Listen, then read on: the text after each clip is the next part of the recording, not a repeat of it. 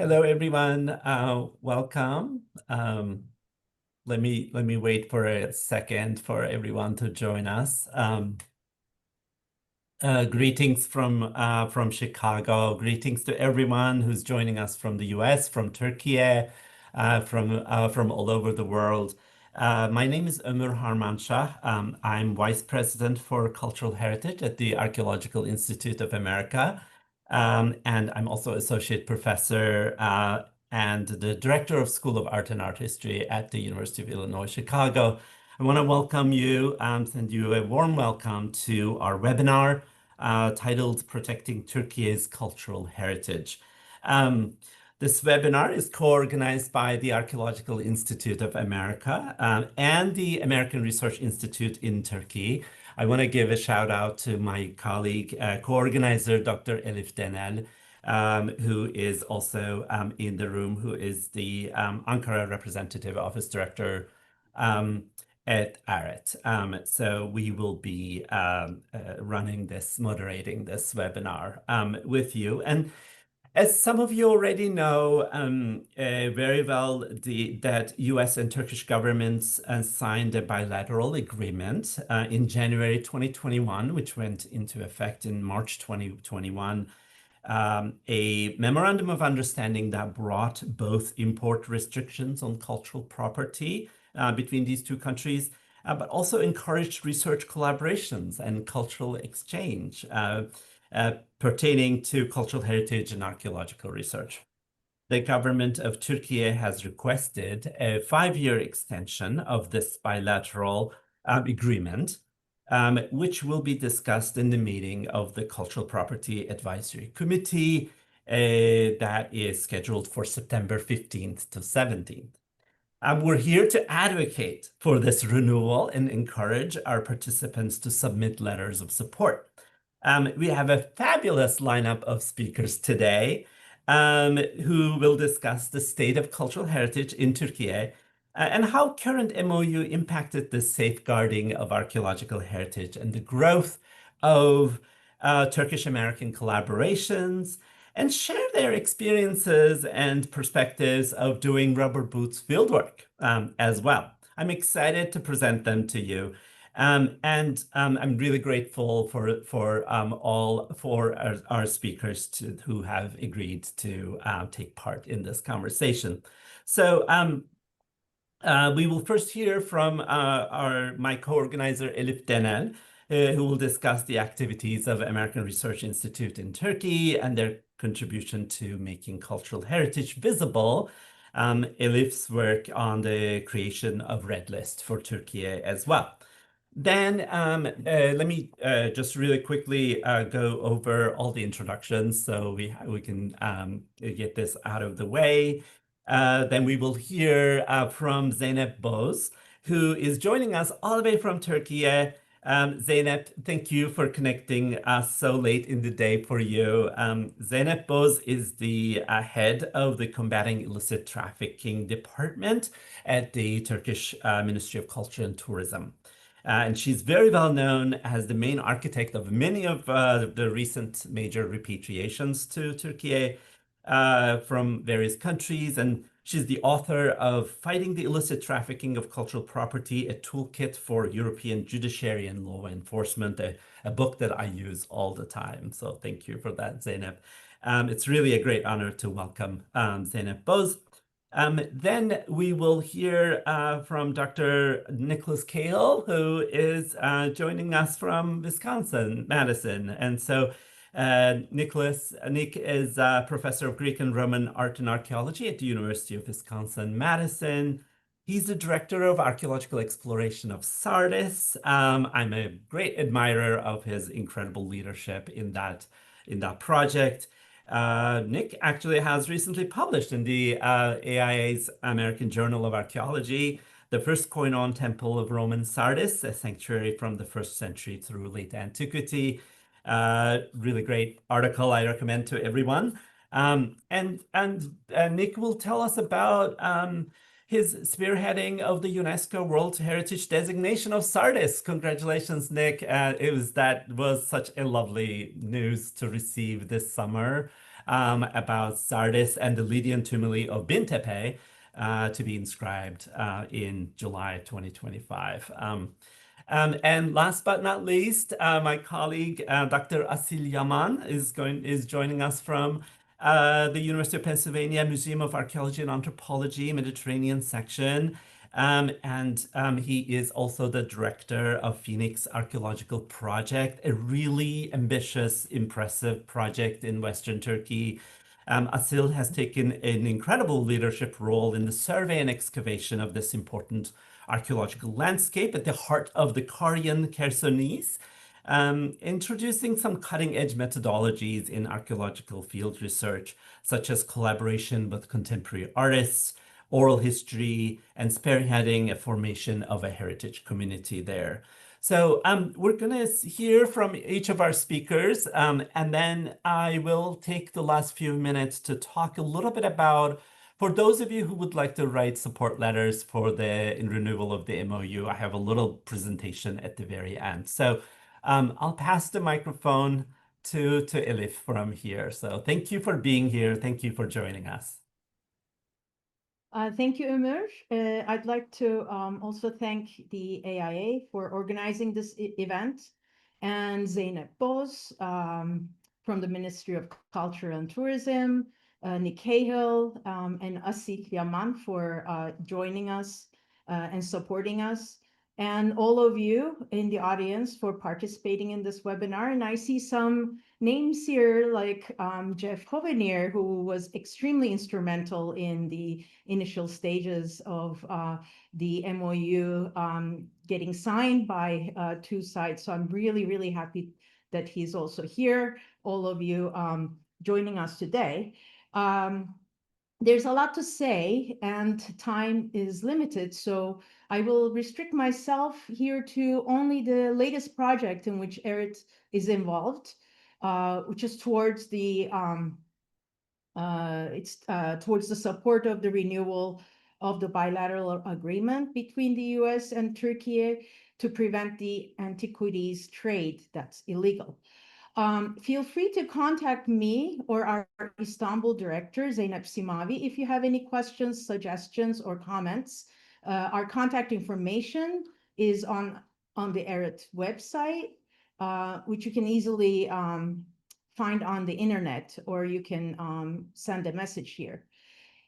Just a brief background on the American Research Institute in Turkey. Though most of you probably know about ARIT and have already been involved with the Institute one way or the other as a fellow or researcher, and or if you've needed assistance to navigate in the ever-changing systems and bureaucracy in the US and Turkey.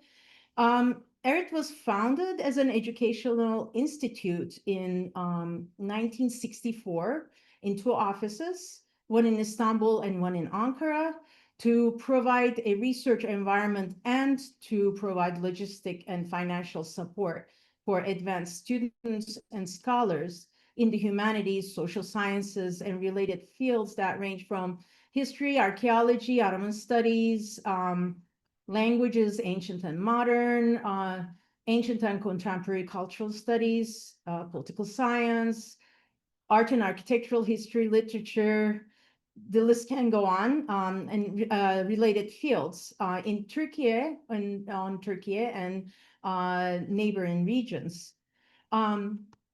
ARIT has been a strong advocate of the protection of cultural and historical heritage, just as much as promoting education and forming a bridge between scholars, specialists, and students from the US, Turkey, and all around the world who are interested in research on the past and the present of Turkey and regions associated with Turkey.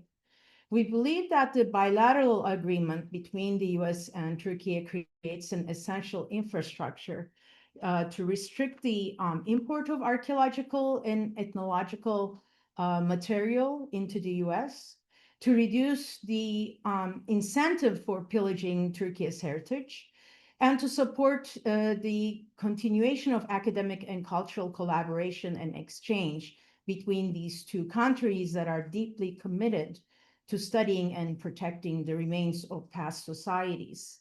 Over the past decade or so, ARIT has conducted several projects aimed at preventing the illicit antiquities trade and preserving cultural and historical heritage in collaboration with the Ministry of Culture and Tourism and the US Embassy in Ankara. The latest of these is yet another collaboration, also with the International Council of Museums, ICOM, to create ICOM's red list of cultural objects at risk for Turkey's heritage. The preparation of Turkey's red list is now completed through the intensive efforts of specialists from museums in Turkey and the Directorate General of Cultural Assets and Museums. There will be a launch in about a month or so with the participation of all stakeholders. So stay tuned. That's going to happen hopefully in a few weeks. These lists provide categories of objects prone to looting and being traded on the national and international platforms.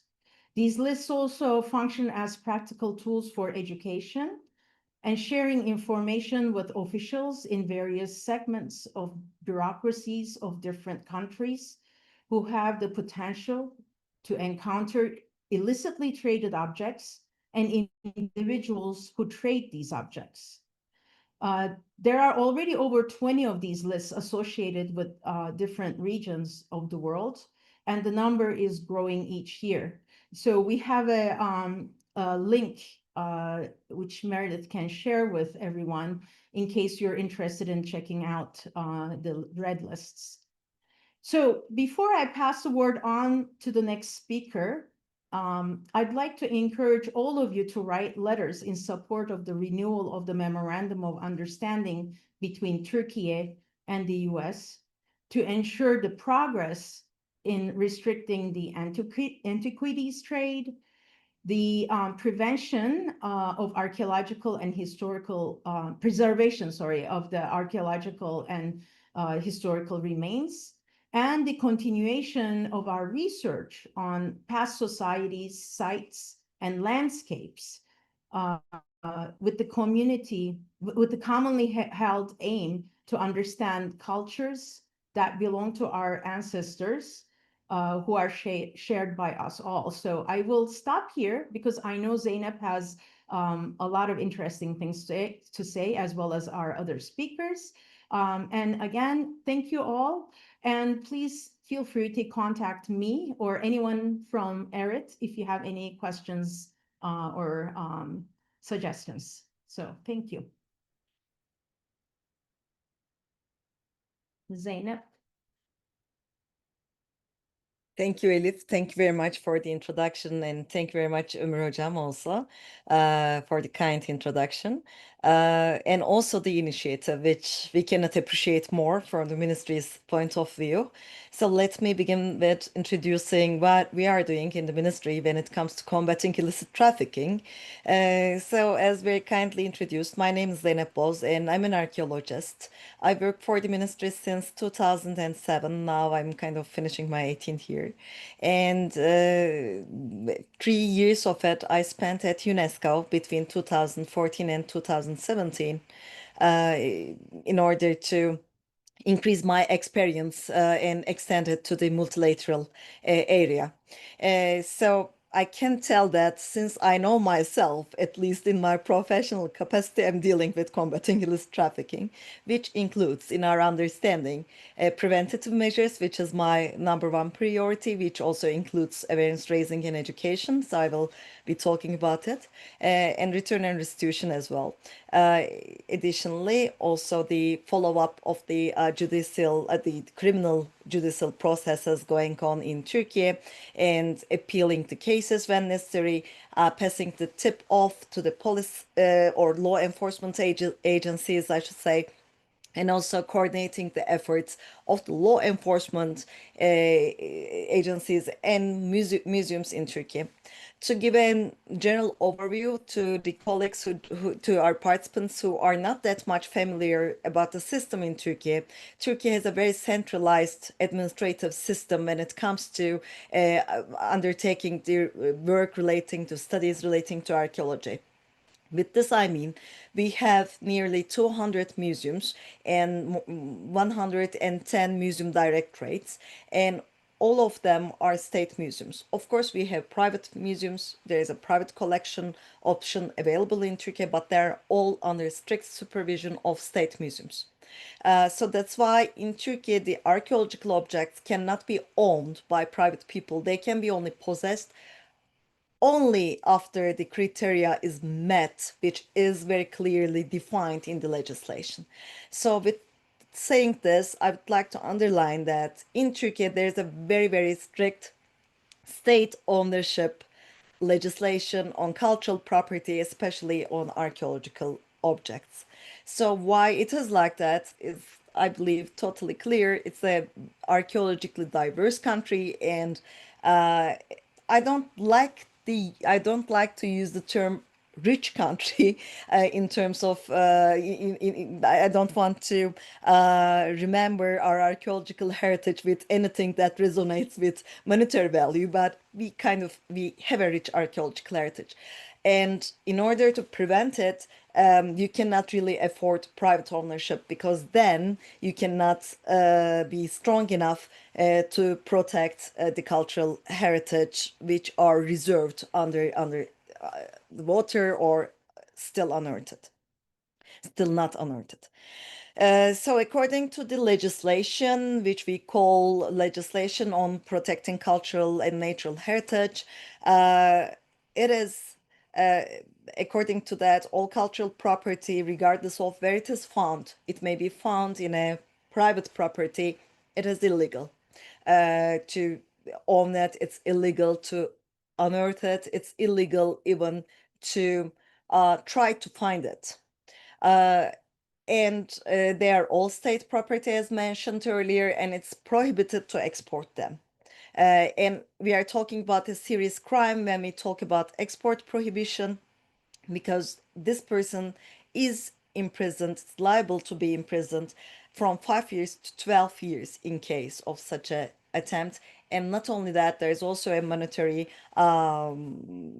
punishment, which is up to 5,000 days imprisonment, money punishment that this person should be paying in addition to the imprisonment that he faces with. And additionally, I mean, apart from the legislation, and of course, illicit excavations are criminalized, and it's from 2 years to 5 years if you are caught while doing illicit excavations. Now, at this point, as we talk about illicit excavations, let's focus on the main problem of Turkey's cultural heritage, because it is the very thing, the illicit excavations. Even though it is prohibited by law, at least since the mid of 19th century, without any gap.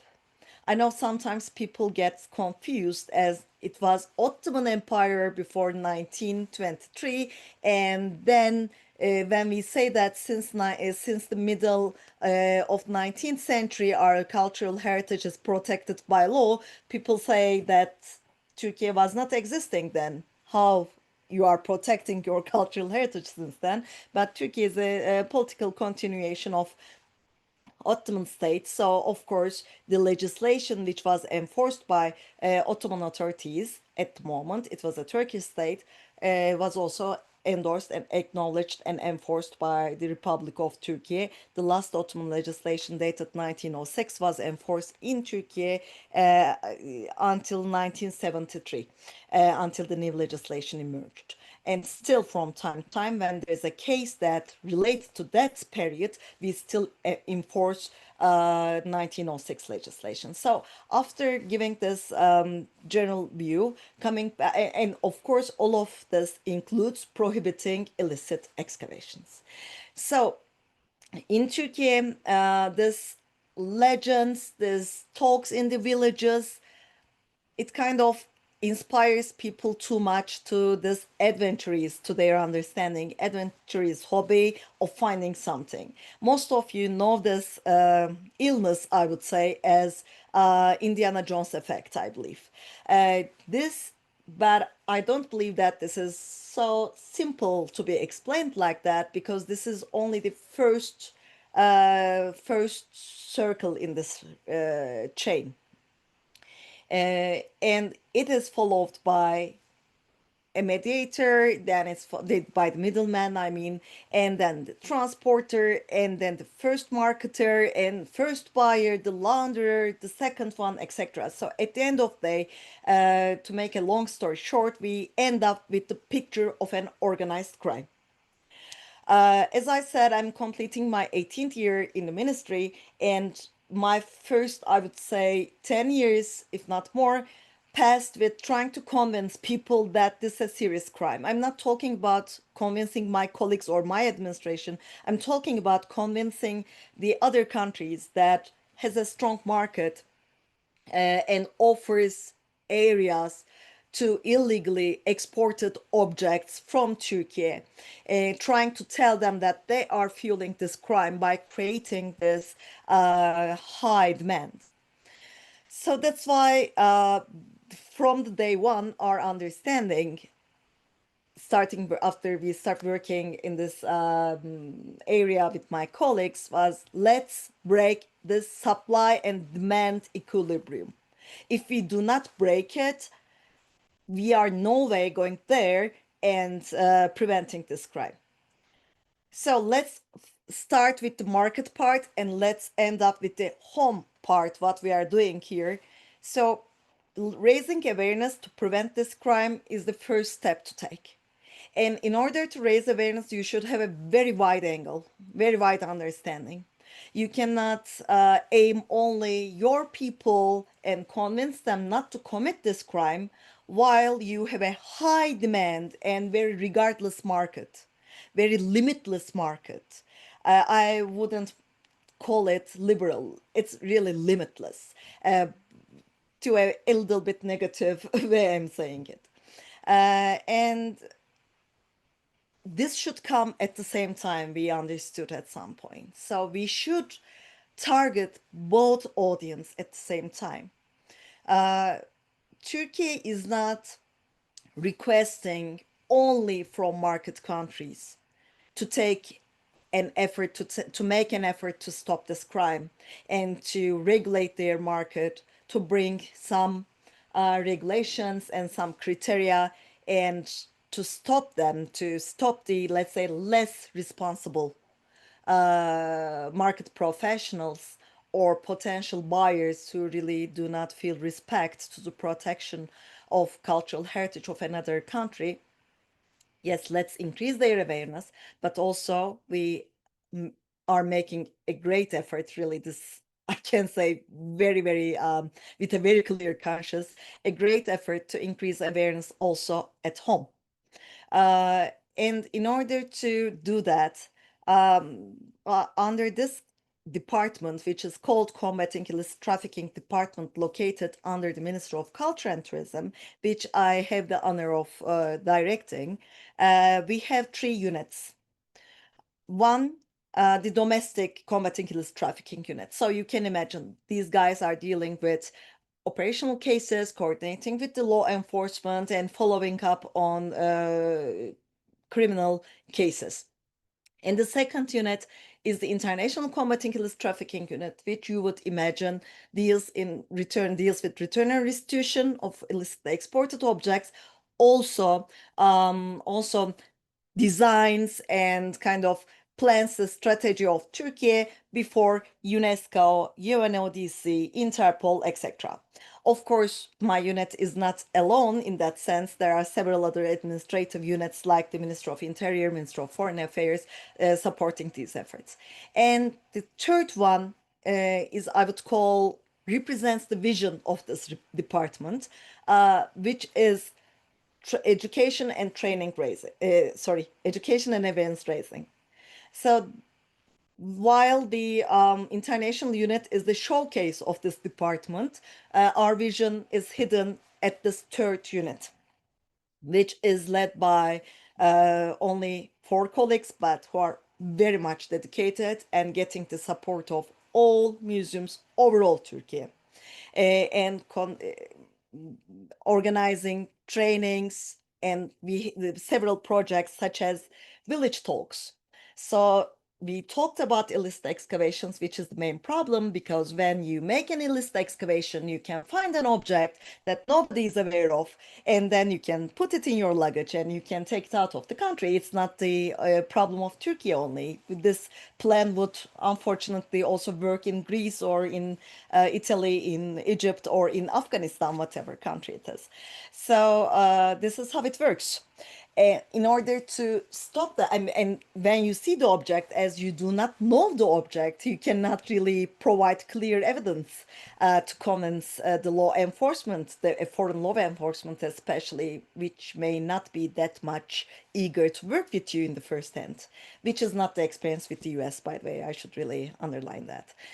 Our experience is just great with US, especially with HSI and with Manhattan District Attorney's Office. It cannot be better. I mean, these people are really fighting hard to provide justice. This I can testify in this area, especially. So, in order to prevent the illicit excavations, we started going to the villages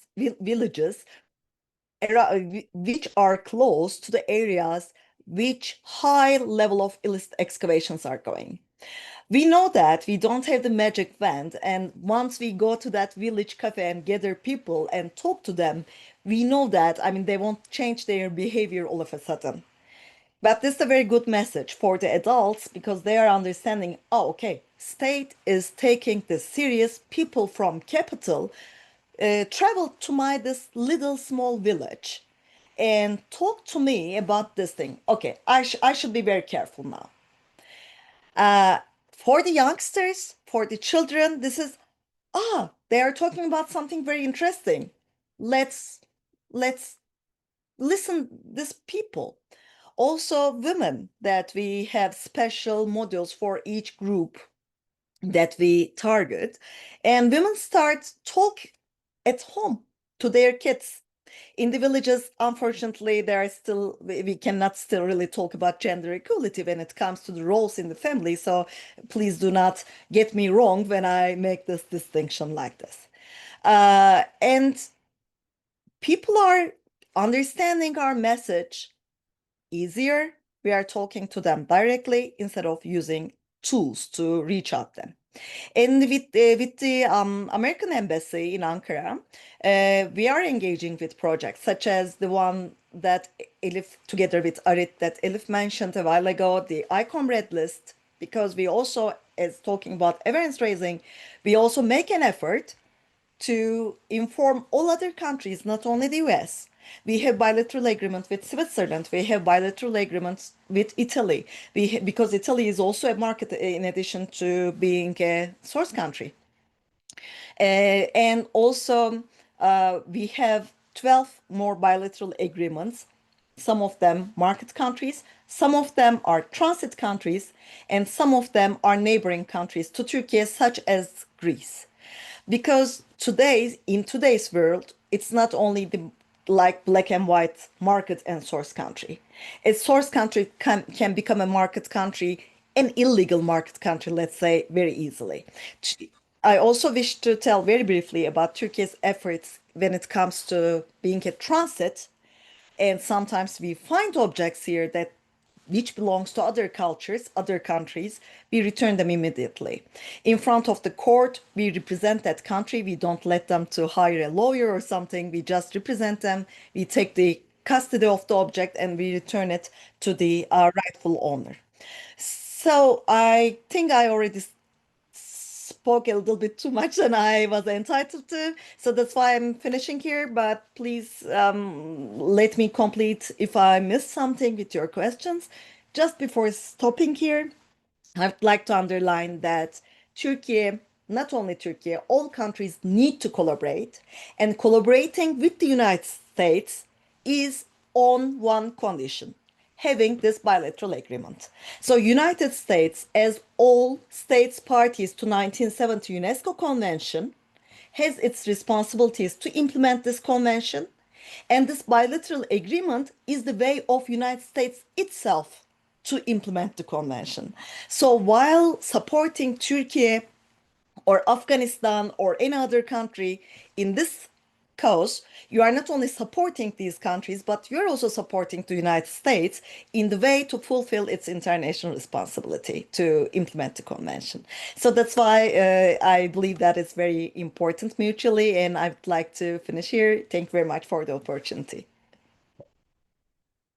Thank you. Thank you, Zeynep. This was really wonderful. It was really, really, really helpful. And I want to congratulate you, especially, I mean, I think just the way that you brought up the question of justice, heritage justice. I think this, the work that your office is doing in towards setting up this heritage justice and advocating for justice is really, really significant. And the way that your office has really made this incredible project of reaching out to local villages and sort of addressing the question of looting in its place is just really impressive. And I want to add how the really incredible dedicated work that local archaeological museums in Turkey has been doing in terms of, because I've worked with several of them locally, and I know that it's their day-to-day struggle to really address looting and sort of going and doing salvage excavations, and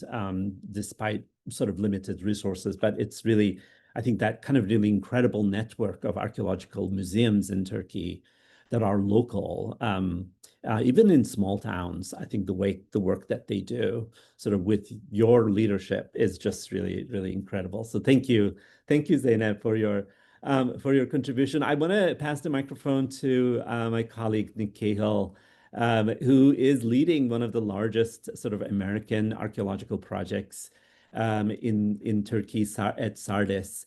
So Nick, the floor is yours. So thank you for joining us. Well, thank you. Thank you so much. And it's very exciting to see so many people here and to hear from Zeynep, who I've known since for more than 10 years now. And it's just such a joy to see really the right person in the right place at the right time, and to have that kind of leadership from Turkey.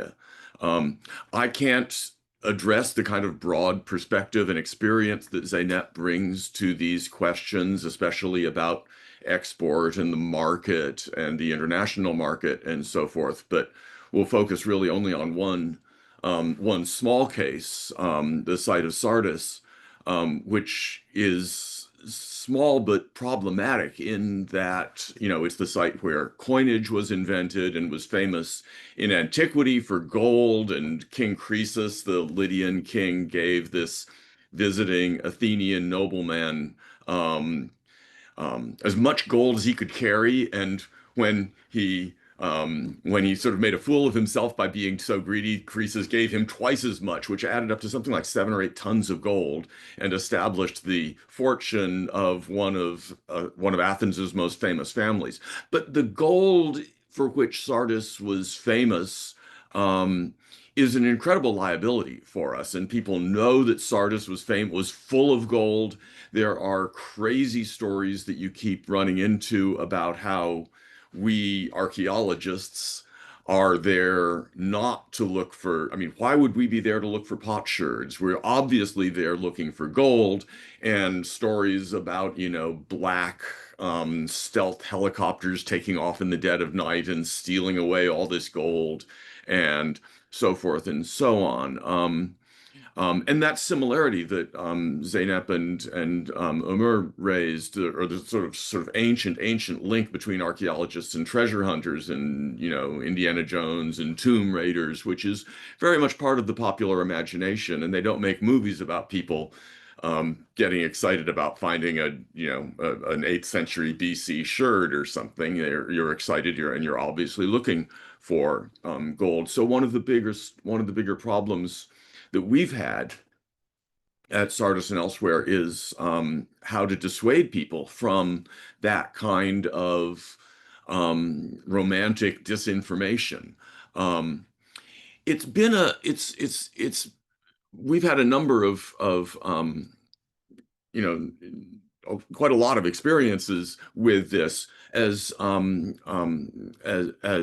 mentioned, Sardis is sort of this composite site. It was recently inscribed on the UNESCO World Heritage List as two sites: the city of Sardis and the cemetery of Bintepe, the tumulus cemetery of Bintepe, which has nowadays something like 120 tumuli.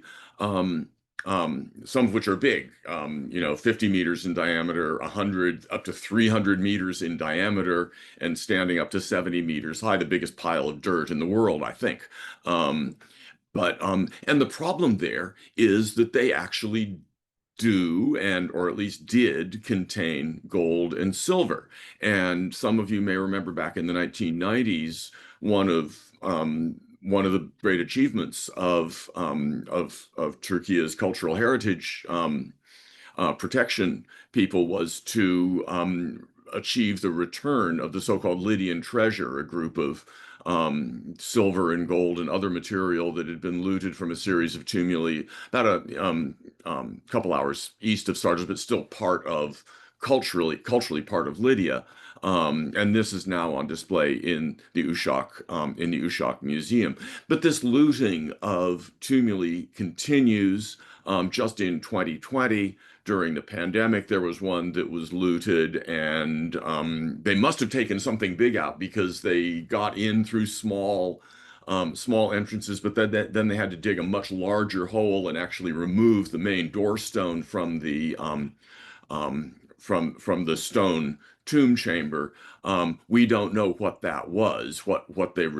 Obviously we don't know what they removed, but it was something big, and we went in to clean up the mess after, as so often is the case, that we clean up the mess that these looters make, and we found pottery and a few tiny little bits of gold and so forth and so on. Zeynep, let's see. Zeynep mentioned the focus on both the buyers and the sort of market, but also the supply, and how to break that link, that supply and demand chain. We've been focused, because we're an archaeological project and we're based in Turkey, and are trying to do archaeological research. We've focused more on the demands, on the supply side, on what we can do to protect, or what we can do to you know, facilitate the protection of these cultural resources. One of which, of course, is security, and we normally hire, you know, we've got a large number of guards who patrol the site. A really great project, which I wanted to mention, was invented by Ibrahim Sudak, who is the culture director in Manisa, very intelligent, well-educated local boy from Turgutlu, who's been looking at this problem of looting, and had this great idea for establishing a drone security center, and renovating what had been an excavation house that the Sardis expedition built in the 1960s at one of these huge tumuli, the size of the Great Pyramid, at Bintepe. And in the 60s, we built this excavation house, we renovated it, and Ibrahim Bey has hired a big team of people and trained them to fly drones, and purchased a couple of these drones with night vision cameras. Let me back up for a moment. Bintepe is, I should have pictures, but Bintepe is a huge cemetery. It's got to be one of the largest cemeteries in the world, 70 square kilometers, mostly inaccessible. So you can't really put it on the gendarme to say, you know, keep an eye on all of these things. They can't get there. They can't patrol. There are dirt roads, and most of the tumuli are not anywhere near a road. So how do you establish security over this huge area? And Ibrahim Bey has, I hope, solved this by using drones with night vision cameras that will patrol the area 24 hours a day, especially at night. And my suspicion is that when we put up big signs that say this area is patrolled by drones with night vision camera, that in itself will have a discouraging effect. But we hope also that we will, that if there is continued looting, that the drones will pick it up and report it then to the local gendarme, and that they are going to be the ones who then have to step in and do the actual arresting. And I should mention, it's such another of the many problems that you have to deal with in establishing this. One of them is that Dintepe is spread through 3 provinces of Turkey, so that there isn't just one gendarme that is responsible for this big area. You've got to figure out where you are and what province you're in, and then direct the information in that way. As so much of life is sort of fractally complicated, it's the little things that screw you up. And it turns out that the plot of land that this excavation house was built on has no parcel number. It has no owner. It was public land in the 1950s. It never gained an owner. So the electrical company could not bring electricity there because there's nobody who can pay for it. And it's just these nutty things that are almost impossible to solve, or you take tremendous effort to solve. You can come up with all the money and all the technology and so forth, but actually plugging the system in turns out to be unexpectedly difficult. Anyway, the drone thing will go online very shortly, I think, and we'll see. I think it's the first one in the world, and we're looking forward to that. Education. Zeynep mentioned the incredible importance of education and the sort of future of these villages, and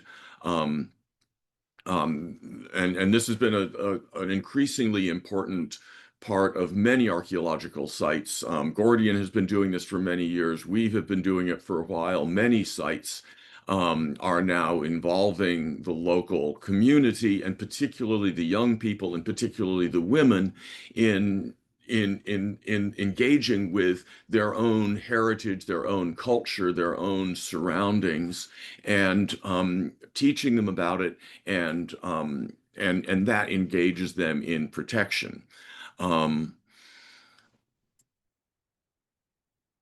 In that sense, then, we need to be thinking about how we transform what is for us what for me started as a purely academic interest, a purely academic project. And in the early days of, and we were interested in research, publication, academic publication. We get, as professors, we get, brownie points for publishing articles in AJA or Hesperi or something like that. We don't get brownie points for educating the young. And that system is deeply flawed. It gives people relatively little incentive to do this work, as important as everybody recognizes it.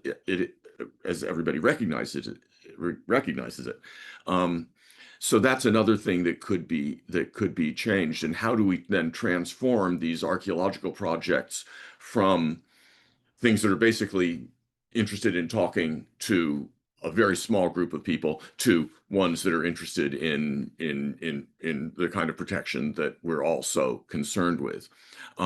We need coordination with law enforcement, which we talked about, and the gendarme at Sardis have been very good about notifying us and also the Mansa Museum about looting and so forth.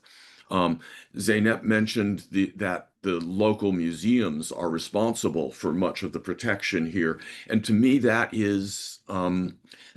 can be a difficulty because they're overwhelmed. At least the Mansa Museum is so overwhelmed and understaffed that by the time they're notified about something like that, about a problem, it's too late, and they don't have the resources to get ahead of the problem. And that's why I'm so excited about Ibrahim Bey's project at Bintepe. And we're trying to do this too. But the problem then is how to get ahead of these looters. I'll leave on a, well, I shouldn't leave really on a negative note, but it's interesting to read we have a website, sardisexpedition.org, which anyway, and it's interesting to read the Google questions that lead people to our site, particularly in Turkey. And you can, Google Analytics and so forth can give you this. And some people are actually interested in Lydia or in the history or something. A really remarkable number of them are in Turkish. How can I find Lydian tombs? How much gold is there in Lydian tombs? And they're led to our website and to our to our sort of academic presentations of what Lydian tombs look like. And obviously, we don't want to not tell the world about the stuff that we do and the stuff that we discover, but how do we make it so that we have to phrase it in such a way that it is not about that we educate people and not simply satisfy the demand for knowledge about how to loot Lydian tumuli. I see it's 11:47 now, so maybe I will go back. Thank you, Nick. This was really wonderful. I really appreciate your contribution, and also thank you for your wonderful leadership in this sort of one of the largest sort of American archaeological projects in Turkey. And I want to highlight, I think on the note of education that you've made beautifully, I want to highlight how important these archaeological projects are in also training, educating archaeologists, new archaeologists.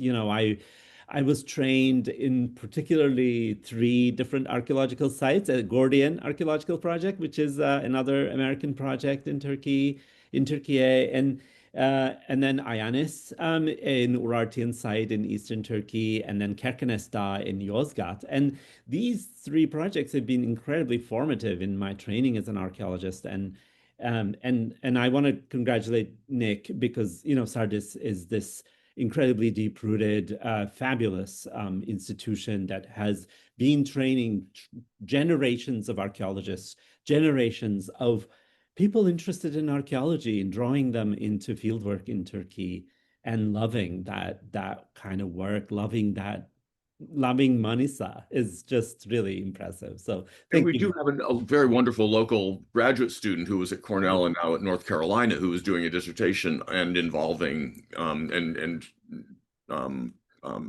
interviewing and involving students, and particularly elementary school teachers, because I think that's where you get the most leverage.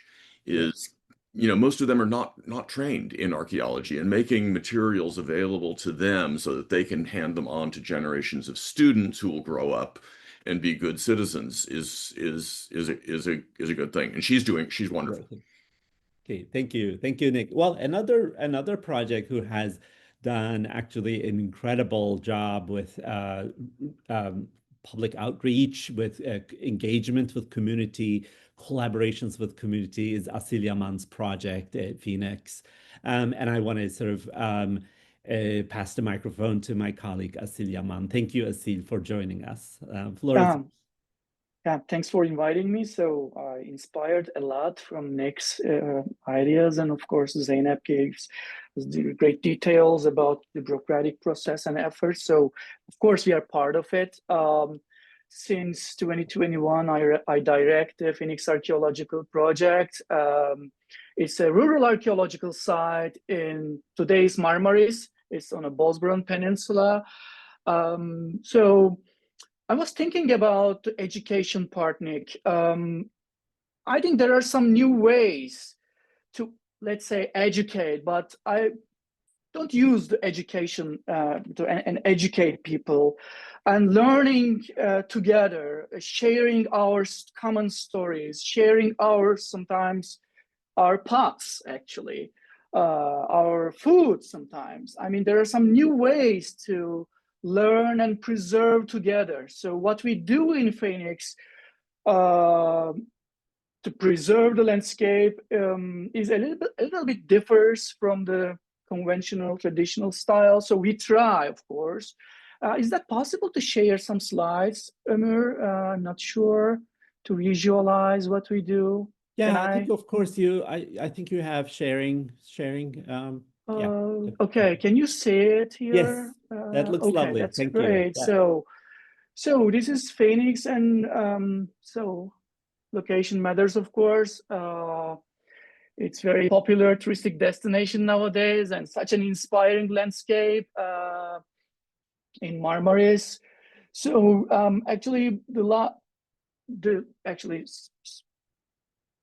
our chronology starts from the very early Iron Age, and people still lives there, never abandoned. So which is great. So it's a multi-layer rural archaeology, and there are many lessons actually to learn from.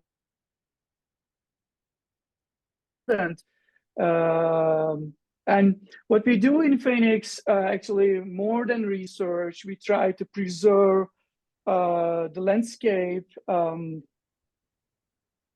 our research shaped around the entanglement. So it defines everything, because everything is entangled. So the material culture, people, the nature, the ecological landscape together. So we try to understand everything, and we call it, our practice is layering the landscape here. And we don't only focus on the material culture or the tangible culture, but the intangible one. And of course, there are many remains here scattered all around. So public buildings, sacred spaces, dead spaces. But I don't want to talk about the remains, of course, but we try to understand the micro solutions. We do the microarchaeology. We try to tell the local people those micro solutions, to project it to the future, to build a sustainable and self-sufficient future together. So it connects us. I mean, it's about the land use, terracing, the ancient agricultural practice that the local people still practice it unintentionally. They don't know, is it ancient or not? And refunctioning this space. So people still using the alluvial plains to produce. It was the main places for agricultural goods, but they were terracing the soil to save the soil in Phoenix, and they still do it. And it was a response to famine, of course, and the crisis, past crisis. So it's important to keep those traditions. So the two-field system, for example, they still practice it. I mean, the ancient agricultural practices there. So we are telling them this is very valuable, this is super important, and keep practice it. And let me talk about the ethical fieldwork. So without the ethical fieldwork and code of conducts, it's impossible. I mean, theoretical framework and ethical code of conducts matters to define what we do here. Of course, we use the digital tools, but I want to emphasize from the next point, actually, we don't teach them or we don't educate the local people, local children. We have some gastro events together. We share our meals, the local recipes, but we share our stories, and we learn together. So it is so functional. So we have a great experience from Taşlıca with creative drama events. And let's say it's a gastro diplomacy, or gastro events is a part of it. So by building this environment, actually helps us to preserve the landscape together with the official institutions. Of course, they are doing a great job. So they are so helpful. We are there, try to understand and preserve the landscape, but the local people, local children, owning this nowadays. If they own it, they preserve it together. So this is my main point in this talk, actually, and not only about the cultural landscape, of course. The biodiversity, the ecological landscape also matters. I mean, we explored more than 20 new fig types, and we have some interviews with the elder people in Taşlıca, and we are sharing those stories too. And this actually multi-layered rural archaeological site is, of course, under danger, but educating or sharing the stories, learning from each other helps us a lot to preserve this landscape. So I can talk, of course, more and more, but I should stop here. And let me, okay, yes. Yeah, that was my main point. I mean, some new ways to preserve the landscape. Thank you, Asil. Thank you for leading such a creative field project. I think I really follow Phoenix projects with such interest and excitement. You know, every time that you come up with a new methodology, and also I think this kind of engagement with the community, kind of a collaboration, is just so important. I want to thank all of our speakers. I want to be sort of thoughtful of time, for everyone's time. We have a few minutes. I want to take the last few minutes to talk a little bit about all of our participants here. We started with over 80 participants here, and thank you for being here. I want to take the last few minutes just to talk a little bit about how you can write a letter to support the renewal of the MOU between Türkiye and the US, which is, as our speakers have demonstrated, is very, very key in really preserving cultural heritage in Turkey in its place. So let me share my screen here. I have a very quick 5-minute presentation just to walk you through the steps of how can you craft a strong advocacy letter that is addressed to the Cultural Property Advisory Committee. Let me share my screen here. Right. All right. Can everyone see this correctly? Yes. All right. So, yeah, how can you craft a strong letter to the Cultural Property Advisory Committee for their consideration and support of cultural heritage preservation in Turkey? They are also actually in this meeting that is coming up. They're also discussing an MOU with Afghanistan, with Colombia, and with Cameroon. So I also encourage you all to consider supporting those cases as well. Today, we've been talking about Turkey's cultural heritage. That these cultural property agreements help prevent the destruction of archaeological sites in these countries and have a major impact in reducing looting of archaeological sites. While agreements also mandate bilateral exchange of archaeological exhibitions, cultural exchange, and scientific collaborations across the border, as you could see in Nick's and Asil's and Zeynep's presentations, really.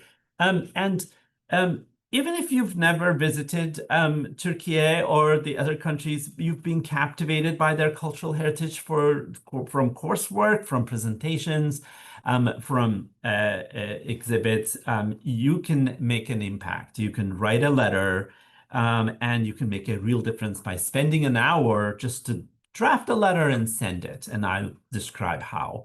The President's Cultural Property Advisory Committee is the American body empowered to make recommendations under the 1983 Convention on Cultural Property Implementation Act, which is how United States fulfills the 1970 UNESCO Convention on the means of prohibiting and preventing illicit import, export, and transfer of ownership of cultural property. The principal means of accomplishing this in the US is through these 5-year bilateral agreements between the US and other countries. Before these agreements are signed or renewed, CPAC reviews written testimony from the public to determine whether countries are doing their parts to protect their cultural heritage and participate in cultural exchange. This is where you come in. Join us in our letter writing campaign. I want to see several letters flying off to CPAC this week. We don't have much time. The deadline is this coming Monday, September 8th. I really like to share with you a couple of steps how to draft a really nice letter. So first, I would recommend introduce yourself, talk about the connection to Türkiye. CPAC really values personal connections, real experiences of archaeological sites and museums, and sharing your firsthand experience. If you're an archaeologist who worked there, or you traveled in Türkiye, or you participated in an excavation, you saw an exhibit about Türkiye, anything will do. The committee would also be interested to hear if any way you feel the cultural patrimony of Turkey is at risk from the pillage of archaeological sites, which Zeynep and Nick and Asil and Elif have really brilliantly discussed here. The risk of such discussion comes mainly from looting operations and urban and rural development and sometimes climate change, various disasters like earthquakes and wildfires. The second step is to share your knowledge and experience and illustrate why the Turkish government is already doing its job to protect its cultural heritage. Zeynep's presentation really beautifully illustrated that. Are there any new museums and cultural institutions to support heritage preservation or scientific research has been opened in Türkiye? Perhaps, you are aware of a new legislation you want to highlight. So that's really great. And then finally, end your letter by expressing your support for the bilateral agreement, and which is also referred to as the Memorandum of Understanding between the two countries. Here, it may be helpful to point out that a Memorandum of Understanding will be in the interest of the international community to encourage the exchange of cultural materials, making this rich assemblage available to world communities and increase research on this body of archaeological heritage, and to assure preservation of sites and museums. That's it. And submit your letter, and you can reach to our website at AIA, archaeological.org, that we have a website actually to guide you through this process. But the written comments are due by September 8th. You will need to submit it to regulations.gov, submit it directly into the comment box. You can type it into the comment box, or you can attach a PDF attachment. And these comments are archived and they're publicly visible. So really, really your experience matters. Your support really matters. And we hope that you will consider making a contribution in this way. I want to thank again our wonderful speakers today, and I want to encourage everyone to write letters and thank you for listening and participating in this panel. Much greetings and love to everyone from Chicago. So thanks, everyone.